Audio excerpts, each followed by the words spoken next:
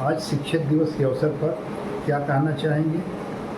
और आज आपने अपने विद्यालय के अंदर शिक्षक दिवस के अवसर पर जो कार्यक्रम रखा था और इसमें सभी टीचरों को आपने शिक्षक दिवस के अवसर पर जो हार्दिक शुभकामनाएं दी, सभी के लेकर आप क्या विचार और क्या कहना चाहेंगे और देश को क्या मैसेज देना चाहेंगे? सबसे पहले तो मैं आपको धन्यवाद देना चाहूँगा शिक्षक दिवस के अवसर पे। आप जो हमारे यहाँ हैं, हमारे इस विद्यालय में आए। आज शिक्षक दिवस के इस अवसर पे हमने हमारे विद्यालय में भांडू विलेज सिटीजन एजुकेशन सोसाइटी के मेरियंस इंग्लिश मीडियम स्कूल में एक कार्यक्रम हर साल की भांति यहाँ की मैनेजमेंट कमेटी ने मिलकर आयोजित किया था और मैं रिपोर्टर जस्टिस यहाँ का प्रेसिडेंट होने के नाते मैं मुख्य अतिथि की भूमिका निभाई है। हमारी फैमिली के सारे ट्रस्टी थे, हमारे शिक्षक शिक्षिकाएँ थी, प्रिंसिपल, हमारा ऑफिस का स्टाफ भी यहाँ पे मौजूद रहा। कुछ बच्चे भी हमारे यहाँ मौजूद रहे जो अपने परफॉर्मेंस को दिखा रहे थे। कार्यक्रम हमारा जन्मदिन के अवसर पे जो डॉक्टर सर्वपल्ली राधाकृष्णन जी थे, उनके जन्मदिन को मनाने के लिए जो ये चीज़ें हमारे विद्यालय के लोगों ने जो बच्चों के माध्यम से जो प्रोवाइड किया है देश के विकास के लिए, देश की उन्नति के लिए, देश की भलाई के लिए, तो हमने यही लोगों को बताया एज ए मुख्य अतिथि कि भाई जो सर्वपल्ली डॉक्टर साहब राधाकृष्णन जी थे, वो चाहते थे कि देश के लोग शिक्षित बने। देश के लोग शिक्षित बनेंगे और उस जो यहाँ के पॉलिटिशियन हैं, जो हमारे महापुरुषों ने अपने जान की बाजी लगा के देश को आज़ाद करने का काम किया, जिस देश को आज़ाद किया, आज कोई भी वहाँ उस कुर्सी पे बैठ के देश को आज़ाद नहीं कर रहा है, देश के बारे में नहीं सोच रहा है, देश की आज़ादी को नहीं सोच रहा है। तो हमारा ऐसा कहना है कि जो उस कुर्सी पे बैठे तो वो शिक्षित लोग बैठे। जैसे राधाकृष्णन जी थे, वो चाहते थे कि हमारा देश शिक्षित हो।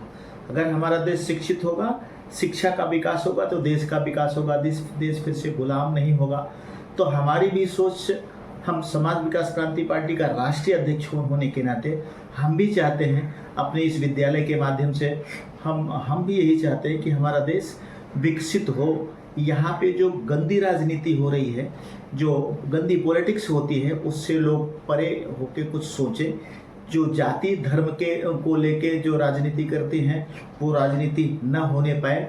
जो उनका विचार था, जो डॉक्टर सर्वपल्ली राधाकृष्णन जी का विचार था, जो चाहते थे कि हमारे देश कभी भी गुलाम न हो, हमारा देश में शिक्षा का अभाव न हो, तो इस तरह से मैंने बच्चों को शिक्षा दी कि इन बच्चों को वही शिक्षा दो जो हमारे महापुरुषों ने सोचा था। और मैं पूरे देशवासियों को आज के दिन पे उनको हम यही मतलब संदेश देना चाहते हैं अपनी पार्टी के माध्यम से, अपनी स्कूल के माध्यम से, कि हमारा देश शिक्षित हो। शिक्षा होगा तो फिर विकास होगा।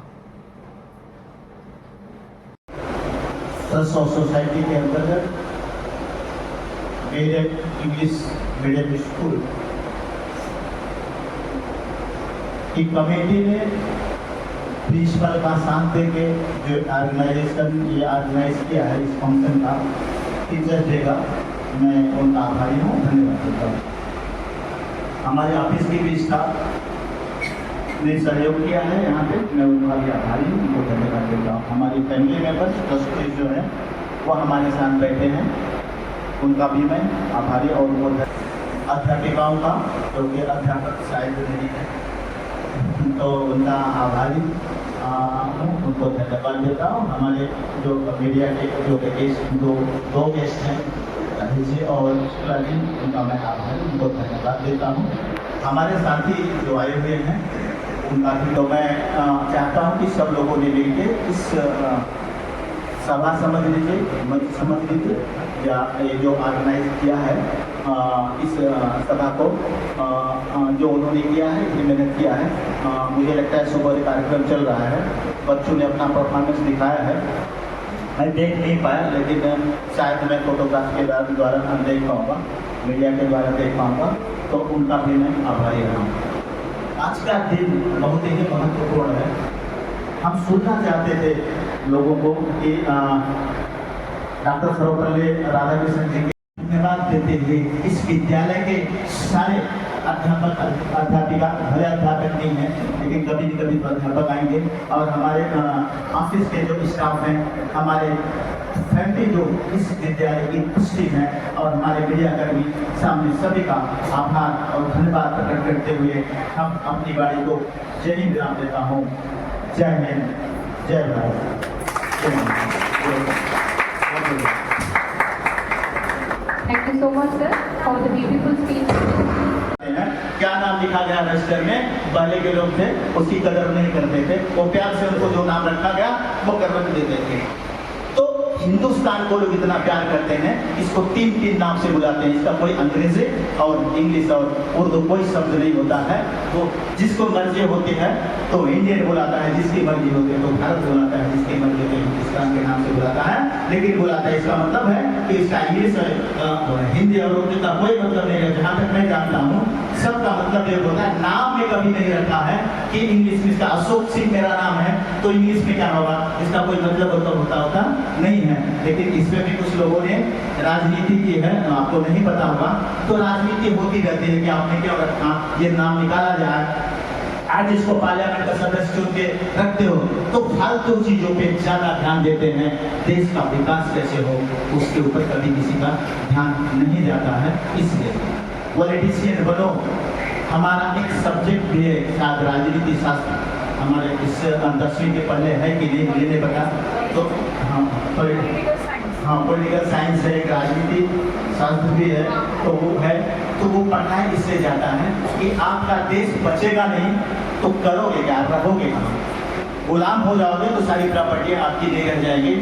तो आपको राजनीति भी करना जरूरी है। ये दिवस इसलिए भी मनाया जाता है कि राजनीति सीखो।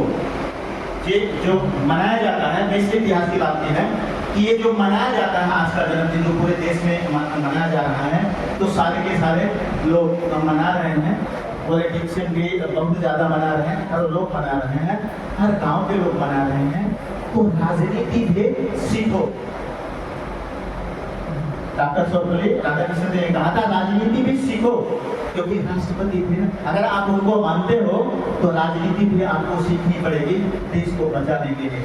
देश को गुलामी की जंजीरों से वापस न जकड़ा जाए, उसे बचाने के लिए, अपने भारतवर्ष को बचाने के लिए हमें राजनीति करनी पड़ेगी। हम राजनीति तो करते हैं, आपस में करते हैं, हर घर में राजनीति होती है, हर गांव में राजनीति हो, हर जिले में राजनीति होती है, हर परिवार में राजनीति हो, हर समुदाय में राजनीति होती है, हर जाति और धर्म में राजनीति होती है। लेकिन वो राजनीति ना करो, राजनीति देश को बचाने के लिए करो, राजनीति अपने देश को बचाने के लिए करो। ये आज का दिन हमारा कहता है। हम उनको राष्ट्रपति ईश्वर के राष्ट्रपति करके हम बुलाएंगे कि हमारे देश के राष्ट्रपति का दर्जा जो होता है, प्रधानमंत्री उनके लिए जो होता है, सबसे बड़ा दर्जा उनका था। वो शिक्षित थे तो चाहते थे कि जो शिक्षित हो इस कुर्सी पे वो बैठे। प्रधानमंत्री की कुर्सी पे, चीफ मिनिस्टर की कुर्सी पे एक शिक्षा प्राप्त आदमी जो कम से कम ग्रेजुएट हो, तो जहाँ पे उस कुर्सी पे बैठे तो उसको बोलने काम करने की शैली कुछ और होगी। और अगर कोई अनपढ़ उस कुर्सी पे बैठ जाता है तो अपने प्रदेश को उसी तरीके से चलाएगा जिस तरह से वो शिक्षा को ग्रहण करने के लिए जो उसने आलसीपन दिखाया है, उसी तरह अपने प्रदेश को भी चलाने का काम करेगा। प्रधानमंत्री बनता है तो अपने देश को उसी तरह से चलाएगा जब वो शिक्षित टीचर्स के मुंह से ये विद्यालय यहाँ से शिक्षा मिलती है। हम हमेशा हिंदी में करते रहते हैं, हमेशा हमने कहा है, क्योंकि किसी ने नहीं बोला तो मैं 5 मिनट बोलूँगा, कोई बोला होता तो नहीं बोलता। तो